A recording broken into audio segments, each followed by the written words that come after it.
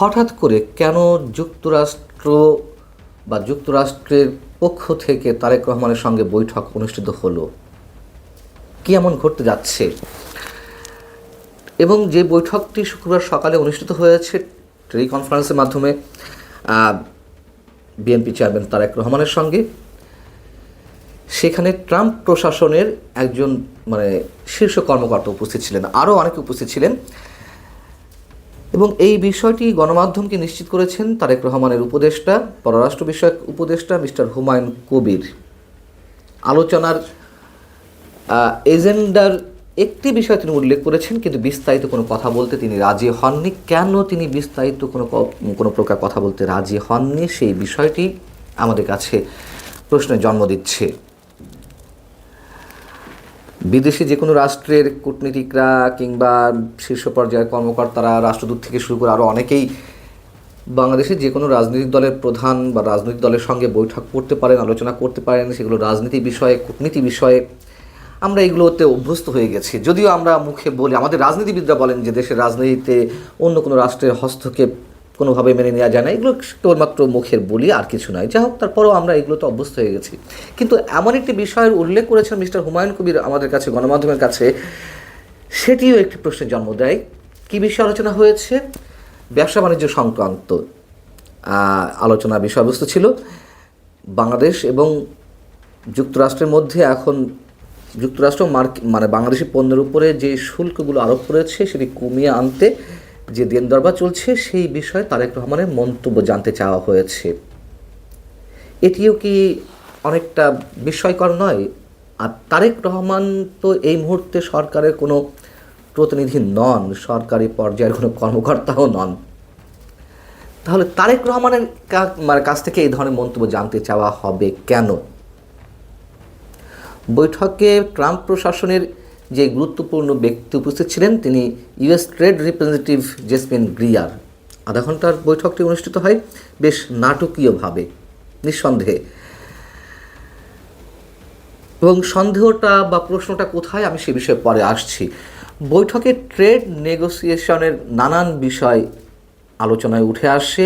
Mister Greer জানতে চান, যেটি গণমাধ্যমে এই খবরগুলো আসছে, এই ট্রেড নেগোসিয়েশনে তারেক রহমানের অবস্থান কি, বিশেষ করে বাংলাদেশ সরকারের তরফে যে আলোচনা হয়েছে তা নিয়ে তার মনোভাব সম্পর্কে জানতে চাওয়া হয়।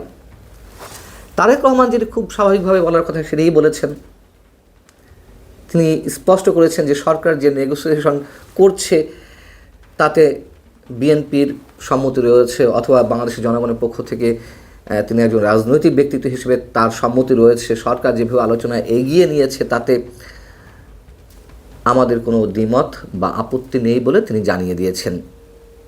এখন তারেক রহমান সরকারি পর্যায়ের কোনো কর্মকর্তা নন বা সরকারে নেই, তারপরেও তার সঙ্গে ব্যবসা বাণিজ্য সংক্রান্ত আলোচনা হয়েছে। যদি এটুকুর মধ্যে সীমাবদ্ধ থাকি, তারপরেও নিশ্চয়ই খবরটি নিঃসন্দেহে খুব গুরুত্বপূর্ণ। এখন প্রশ্ন হচ্ছে যে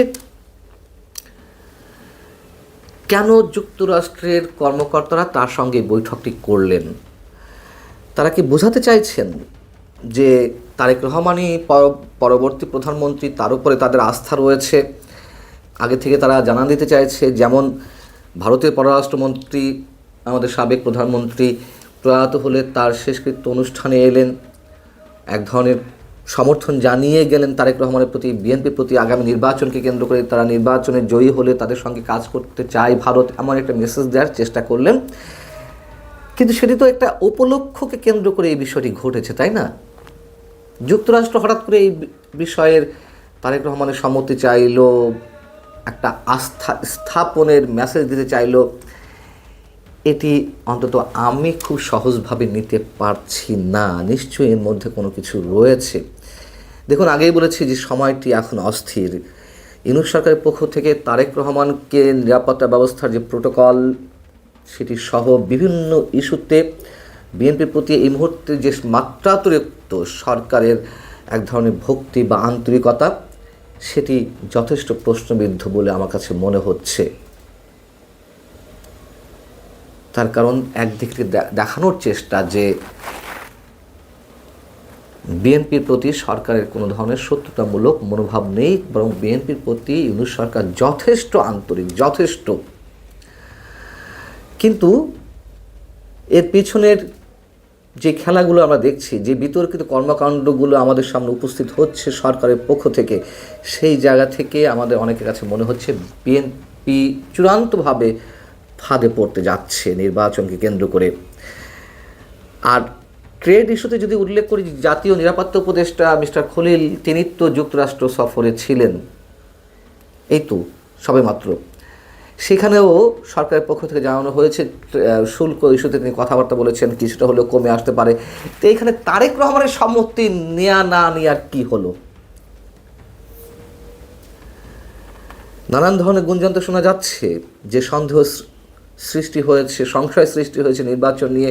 এখন সাধারণ মানুষ নয়, কেবল দেশের সুবুদ্ধি সম্পন্ন মানুষ, যারা দেশের অর্থনীতি, রাজনীতিতে অনেক গুরুত্ব বহন করেন, তাদের মধ্য থেকেও এই ধরনের প্রশ্ন উঠছে।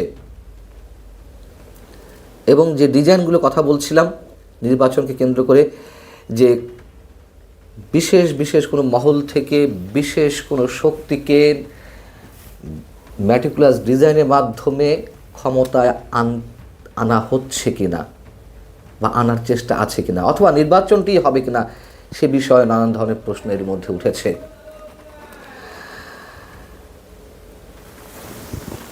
সাবেক মার্কিন রাষ্ট্রদূত লন্ডনের তারেক রহমানের সঙ্গে বৈঠক করেছিলেন। কেন করেছিলেন? নিশ্চয়ই কিছু জানতে চাওয়া হয়েছিল, অথবা তোমরা ক্ষমতায় এলে, বিএনপি ক্ষমতায় এলে কী ধরনের রফা দফা হবে, কী ধরনের গিভ অ্যান্ড টেকের বিষয় ঘটবে, এই বিষয়গুলো খুব স্বাভাবিক হিসেবে চলে আসে। যে তারেক রহমান কোনো আশ্বাস দেন আর না দেন, যুক্তরাষ্ট্র তো এই ধরনের কোনো প্রস্তাব দিতে পারে। আবার এই মুহূর্তে এসে ট্রেড ইস্যুতে তারেক রহমানের সঙ্গে আলোচনার পেছনে অন্য কোনো কিছু কাজ করছে কিনা, অথবা আর কোনো আলোচনা তো হয়েছে নিশ্চয়ই, যেটি আমরা জানতে পারিনি। মিস্টার হুমায়ুন কবির, তারেক রহমানের পররাষ্ট্র বিষয়ক উপদেষ্টা, তিনিও খোলাসা করেননি। অতএব আমি বারবার বলছি, নির্বাচনের আগে অনেক ধরনের খেলা রয়েছে, এবং বিএনপির যে অবস্থান, কখনো গর্জন দিয়ে ওঠা, কখনো সরকারকে সম্পূর্ণভাবে সমর্থন করে যাওয়া, জানাতনভাবে একটা নির্বাচন আদায় বোধহয় বিএনপি করতে চাইছে। কিন্তু সে অবশ্যই নির্বাচন গুরুত্বপূর্ণ, আগে বলেছে, কিন্তু সেই নির্বাচনের মধ্য দিয়ে বিএনপি আসলে রাজনৈতিকভাবে কতটা লাভবান হতে পারবে, অথবা চূড়ান্তভাবে ফাঁদে পড়বে কিনা, সেই বিষয়টি বিএনপি কতটুকু ভাবছে আমরা জানি না। অবশ্যই কেউ হয়তো বলবেন যে এটি বিএনপির বিষয়। না, এটি দেশের 18 কোটি মানুষের ভাগ্য জড়িয়ে রয়েছে বিএনপির সিদ্ধান্তের সঙ্গে। বর্তমান ডক্টর ইউনূস সরকার, এই সরকারের উপরে আমেরিকা সহ অন্যান্য আন্তর্জাতিক মহলের যে স্নেহের ছায়া, সেই ছায়া কমতে কমতে কমতে কমতে একেবারে উঠে যাচ্ছে কিনা, এমনকি তাকে প্রতিষ্ঠা করা যেই দেশের কথা সবচেয়ে আলোচনা হয়, যারা $29 বিলিয়ন ঢেলেছেন বলে কথাবার্তা হয়, যার কথা সবার আগে নাম আসে জো বাইডেন, আমেরিকার সাবেক প্রেসিডেন্ট, সেই দেশ আমেরিকার দরজাও কি ডক্টর ইউনূসের জন্য বন্ধ হয়ে যাচ্ছে কিনা? আমরা আমাদের বিশ্লেষণে আপনাদেরকে এই প্রশ্নের উত্তর খোঁজার জন্য চেষ্টা করব। উত্তর যেন আপনারা পান, সেই চেষ্টায় অব্যাহত থাকবে। তার আগে আমি আপনাদেরকে দু একটি বিষয় ধরিয়ে দিতে চাই। আওয়ামী লীগ সরকার বিদায়ের পর আমেরিকার ক্ষমতায় আসা ডোনাল্ড ট্রাম্প, তিনি বাংলাদেশের বিশ্বখ্যাত অর্থনীতিবিদ ডক্টর ইউনূসকে নিয়ে আস্তে ধীরে খেলবেন, এটাই অনেকের একসময় ধারণা ছিল। অনেকেই মনে করিয়ে দিয়েছিলেন ডক্টর ইউনূস ডোনাল্ড ট্রাম্পকে পরাজিত করার জন্য আমেরিকায় হিলারি পরিবারকে টাকা ঢেলেছিলেন, তার নিজের টাকা, তার গ্রামীণ ব্যাংকের টাকা, যেই টাকাই হোক না কেন। ডোনাল্ড ট্রাম্প ভুলে যাননি বলেই ডোনাল্ড ট্রাম্প বলেছিলেন যে সেই লোকটি কোথায়, সেই ডক্টর ইউনূসকে লক্ষ্য করে, যে আমার নির্বাচনে আমাকে হারানোর জন্য টাকা ঢেলেছে। সেই হিসাব কি কিছুটা সামনে আসতে শুরু করেছে? ডোনাল্ড ট্রাম্প, জো বাইডেনের আগের প্রশাসন, সেই যিনি ডক্টর ইউনূসকে এনেছেন বলে বলা হয়, তার চুজ করা বাংলাদেশের রাষ্ট্রদূতকে এখানে চূড়ান্তভাবে নিয়োগ দেননি, তার নিজের পছন্দের রাষ্ট্রদূতকে পাঠিয়েছেন নতুন কোনো ধামাকা নিয়ে। এই বাংলাদেশ এখন ডক্টর ইউনূস যাদের ন্যূনতম ছত্র ছায়ায় চালাতে পারছেন বা যিনি নির্বাচনের দিকে যাচ্ছেন বলে জাতিকে বোঝাচ্ছেন, তারা ছাড়া একেবারে মুষ্টিমে একটা অংশ ছাড়া আন্তর্জাতিক মহলে কি তার স্বরূপ উন্মোচন হয়ে যায়নি? আন্তর্জাতিক মহল কি বুঝতে শুরু করেনি যে একজন আন্তর্জাতিক মাপের অর্থনীতিবিদ, নোবেল বিজয়ী, যার সামনে অবাধ সুযোগ তৈরি হয়েছিল একটা দেশকে সুখ, শান্তি, ঐক্য, সমৃদ্ধির দেশ হিসাবে তৈরি করার, তিনি সেই সুযোগ শুধুমাত্র তার ব্যক্তিগত প্রয়োজনে কাজে লাগিয়েছেন, তার নিজস্ব প্রতিষ্ঠান গ্রামীণ ব্যাংকের উন্নয়নে কাজে লাগিয়েছেন।